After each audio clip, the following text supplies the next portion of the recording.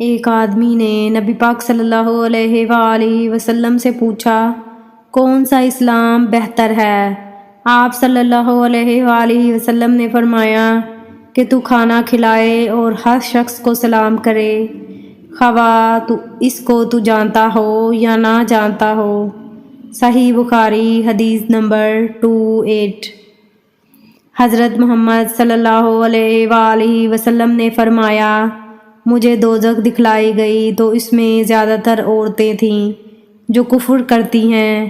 کہا گیا، حضور کیا وہ اللہ کے ساتھ کفر کرتی ہیں؟ آپ صلی اللہ علیہ وآلہ وسلم نے فرمایا کہ خاوند کی ناشکری کرتی ہیں اور احسان کی ناشکری کرتی ہیں۔ اگر تم عمر بھر ان میں سے کسی کے ساتھ احسان کرتے رہو، پھر تمہاری طرف سے کبھی کوئی ان کے خیال میں ناگواری کی بات ہو جائے تو فوراً کہہ اٹھیں گی کہ میں نے کبھی بھی تجھ سے کوئی بھلائی نہیں دیکھی۔ صحیح بخاری حدیث نمبر 29۔